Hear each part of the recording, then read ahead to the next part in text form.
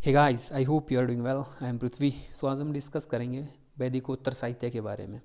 वैदिकोत्तर साहित्य में जो है वेदांग साहित्य और उपवेद आते हैं। आपसे क्वेश्चन पूछा जाए कि वेदांग साहित्य और उपवेद जो है वो किस समय के साहित्य हैं या किस काल के साहित्य है, तो आप आंसर देना उत्तर वैदिक काल के। ठीक है, वेदांग साहित्य और उपवेद जो है वो वैदिक साहित्य नहीं है। ठीक है, इनकी रचना जो है उत्तर वैदिक काल में हुई थी। सो इस वीडियो में डिस्कस करेंगे वेदांग साहित्य व उपवेदों के बारे में। तो चलिए अपना डिस्कशन स्टार्ट करते हैं। सबसे पहले जान लेते हैं कि वेदांग क्या होता है। ठीक है, एक्चुअल में अगर हमें वेदों के बारे में पढ़ना है ना, तो हमें सबसे पहले जो है वेदांगों का ज्ञान होना चाहिए। मतलब सीधा है कि वेदों की को सही ढंग से समझने के लिए जो है वेदांगों की रचना की गई है, और आपको वेद पढ़ने से पहले जो वेदांगों का ज्ञान होना चाहिए। और जो वेदांग है ना, उनकी संख्या जो है 6 है। शिक्षा, कल्प, व्याकरण, निरुक्त, छंद और ज्योतिषी। ठीक है, इनकी जो कितनी संख्या है, छः जो है 6 वेदांग हैं। ठीक है, और ये सभी के सभी वेदांग जो है गाइस गद्य में लिखे गए हैं। किस में? गद्य में लिखे गए हैं। देखिए, गद्य और पद्य में डिफरेंस क्या है कि जो आप निबंध लिखते हो, ऐसे लिखते हो, या कोई पैराग्राफ लिख रहे हो, या कोई लेटर लिख रहे हो, तो वो जो है गद्य में होते हैं। और जो कविताएं होती है, जो पोइट्री होती है और जो सॉन्ग होते हैं ना, वो पद्य में होते हैं। ठीक है, मतलब गद्य को लिखने वाले को हम लेखक कहते हैं और पद्य को लिखने वाले को हम कवि कहते हैं। ठीक है, तो जो वेदांग है ना हमारे, वो जो है पूरे के जो 6 के 6 वेदांग जो है वो गद्य में लिखे गए हैं। सबसे पहला जो हमारा वेदांग है वो है शिक्षा। शिक्षा जब वैदिक स्वरों व वर्ण आदि का शुद्ध उच्चारण करने के लिए जो है शिक्षा शास्त्र की रचना की गई। मतलब जो शिक्षा है ना गाइज, अब आप जब भी जो है हिंदी वगैरह जो है हिंदी के को पढ़ना स्टार्ट करते हो, तो स्टार्टिंग में ही आपको जो है एक टॉपिक आता है कि जो वर्ण है, जो वर्णमाला है, ठीक है, उनके उच्चारण स्थान कौन कौन से हैं, जैसे कि कंठ, तालु, मूर्धा। ठीक है, इसके बारे में पढ़ते होंगे। जो अल्पपुराण, महापुराण के बारे में पढ़ते होंगे। ठीक है, वो सभी क्या है, वो शिक्षा शास्त्र में है। ठीक है, उनकी रचना जो शिक्षा शास्त्र के द्वारा की गई है। ठीक है, तो मतलब वैदिक स्वरों व वर्णों आदि का शुद्ध उच्चारण करने के लिए जो शिक्षा शास्त्र की रचना की गई। और इसमें जो है वेद मंत्र उच्चारण की विधि बताई गई है। मतलब जो मंत्र है ना, उनको किस तरह से जो है उनका उच्चारण किया जाए, उसका वर्णन जो है वो उसकी जो विधि है वो जो है शिक्षा वेदांग में बताई गई है, शिक्षा शास्त्र में बताई गई है। नेक्स्ट है हमारा कल्प। कल्प जो है वो सूत्रों में लिखे गए हैं। ठीक है, कल्प जो है वो सूत्रों में लिखे गए हैं, इसलिए हम इसको क्या कहते हैं, कल्प सूत्र कहते हैं। इसमें मंत्र का प्रयोग किस कर्म में करना है, मतलब किस मंत्र को जो है किस काम के लिए जो यूज करना है, इसका वर्णन जो है कल्प सूत्र में है। और यज्ञ संबंधी नियम दिए गए हैं किसमें? कल्प सूत्र में। ठीक है, और जो कल्प सूत्र है वो 3 भागों में है। ठीक है, स्रोत सूत्र, गृह सूत्र व धर्म सूत्र। कल्प सूत्र जो है 3 भाग हैं कल्प सूत्र के, स्रोत सूत्र, गृह सूत्र व धर्म सूत्र। नेक्स्ट जो है वो है निरुक्त। निरुक्त शास्त्र में ना गाइस, वो वैदिक शब्दों की उत्पत्ति के बारे में बताया गया है कि मतलब जो वैदिक शब्दों के जो उत्पत्ति वो कैसे हुई है ना, इसके बारे में जो है निरुक्त शास्त्र में बताया गया है।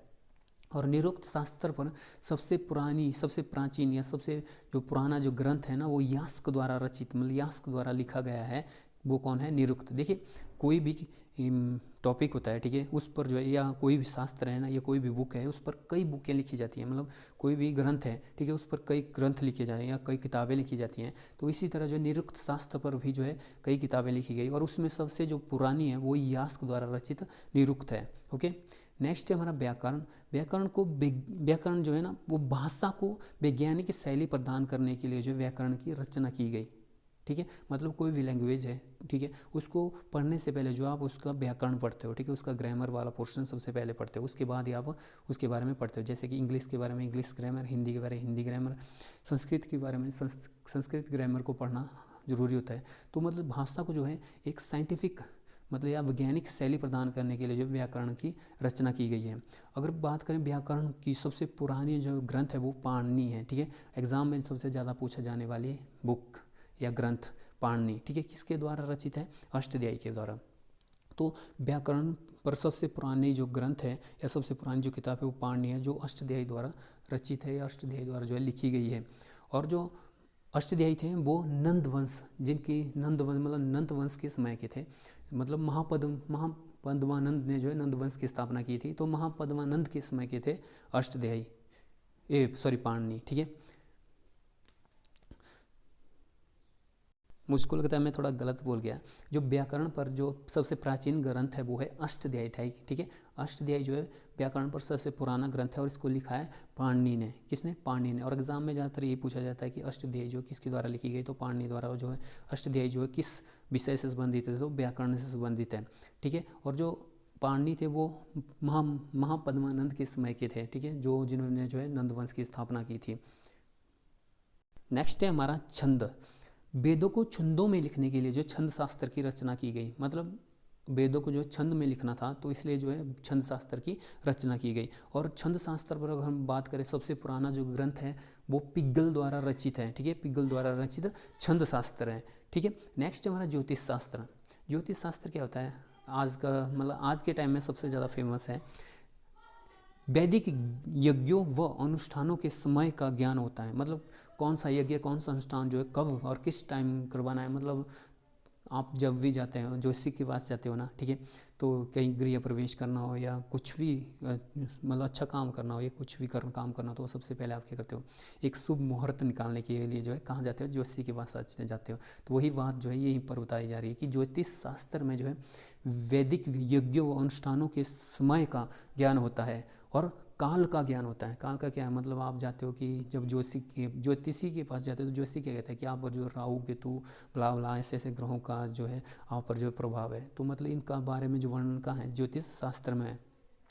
और ज्योतिष शास्त्र पर सबसे प्राचीनतम जो ग्रंथ है वो लाघव मुनि द्वारा जो है रचित वेदांग ज्योतिषी है, ठीक है। मतलब ज्योतिष शास्त्र का सबसे प्राचीन ग्रंथ जो है वो कौन है? वेदांग ज्योतिषी। किसके द्वारा रचित है? तो लाघव मुनि द्वारा। ओके, चलिए अब उपवेद के बारे में पढ़ते हैं। एक्चुअली में जो उपवेद है ना वो वेदों के उपवेद है, मतलब हर वेद का जो है अपना एक उपवेद है। जैसे कि बोला जाए तो हर पार्ट का एक छोटा सा पार्ट होता है, ठीक है। मतलब आप आगे देखिए एग्जाम्पल, हर पिक्चर का एक इंटरवल होता है, वैसे ही हर वेद का एक उपवेद है। चलिए उपवेद के बारे में डिस्कस करते हैं। सबसे पहला है ऋग्वेद। ऋग्वेद का जो उपवेद है वो है आयुर्वेद, ठीक है। आयुर्वेद के नाम से पता चलता है कि आयुर्वेद में जो वो चिकित्सा से संबंधित है, मतलब चिकित्सा के बारे में जो जानकारी है ना वो आयुर्वेद में है। और आयुर्वेद जो है ऋग्वेद का उपवेद है। नेक्स्ट है धनुर्वेद। धनुर्वेद जो है वो यजुर्वेद का उपवेद है, ठीक है। धनुर्वेद यजुर्वेद का उपवेद है और इसमें जो वो युद्ध कला के बारे में से संबंधित है, जैसे धनुर्धर अर्जुन, ठीक है। तो मतलब धनुर्वेद में जो है युद्ध कला के बारे में जो है जानकारी हमें धनुर्वेद से मिलती है। नेक्स्ट हमारा गंधर्व वेद। गंधर्व वेद जो सामवेद का उपवेद है, ठीक है। किसका उपवेद है? सामवेद का।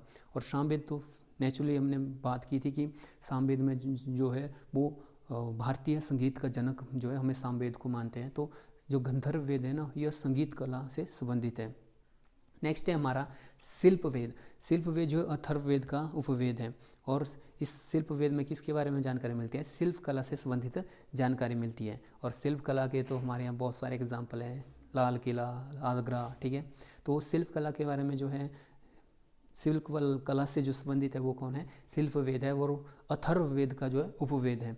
देखो गाइस 2017-18 में जो यूपीएससी में एक क्वेश्चन पूछा गया था, एक साइड जो है तो उपवेद दिए गए थे और दूसरी साइड जो है वेद दिए गए थे, उनको आपको जो है एक दूसरे के साथ कोरिलेट करना था। सो इम्पॉर्टेंट टॉपिक है गाइस। ओके, सो गाइस ये थे वेदांग और उपवेद। इस वीडियो में बस इतना ही गाइस, मिलते हैं नेक्स्ट वीडियो में, तब तक के लिए बाय बाय गाइस।